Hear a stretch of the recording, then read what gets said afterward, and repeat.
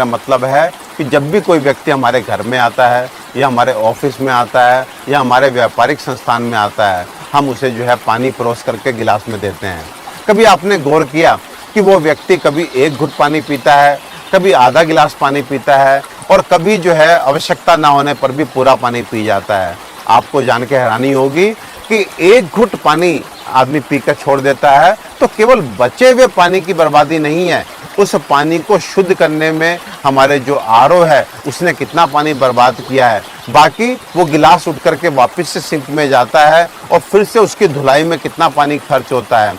और साथ में जो व्यक्ति प्यास ना होने पर भी पानी को पी जाता है क्योंकि उसके शरीर की आवश्यकता नहीं थी, इसलिए आधे घंटे बाद 1 घंटे बाद शरीर जो है मूत्र के रूप में उस पानी को निकाल देता है। उसके बाद फ्लश करना, हाथ धोना इत्यादि, यदि हम सबको जोड़ें तो आपको जान के हैरानी होगी कि यदि हमारे देश में हम कुल परिवारों की संख्या देखें, व्यापारिक संस्थानों की संख्या देखें तो लगभग 30 करोड़ जगह ये काम यदि एक बार भी दिन में होता हो तो ये आंकड़ा 300 करोड़ लीटर पीने योग्य पानी की बर्बादी का बैठता है। तो भाइयों, मैं आपसे कहना चाहता हूँ कि आप मेहमान नवाजी का तरीका बदलें, यानी कि जिस तरह आप किसी को खाने पे बुलाते हैं और डाइनिंग टेबल पे आप सब्जी का, दाल का, सलाद का आप बाउल रख के उसके सामने खाली प्लेट रख करके जो है उसको स्वतंत्र छोड़ते हैं कि वो अपनी इच्छा के अनुसार जो है कितनी मात्रा में खाना है, कौन सी चीज़ खानी, आप स्वतंत्र छोड़ते हैं। और आपसे एक बात पूछता हूँ,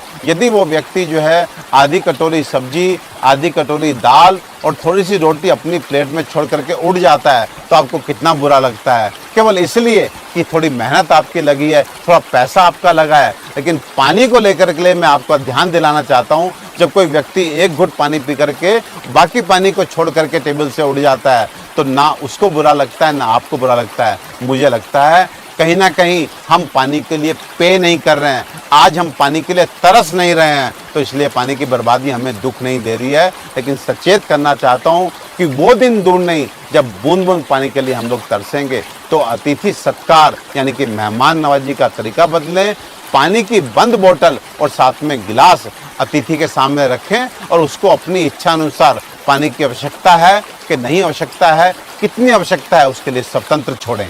भाइयों, किस बात का इंतजार कर रहे हैं? आखिर कब तक सरकारों को कोसते रहेंगे? कौन सा सामाजिक संगठन हमारी मदद कर पाएगा?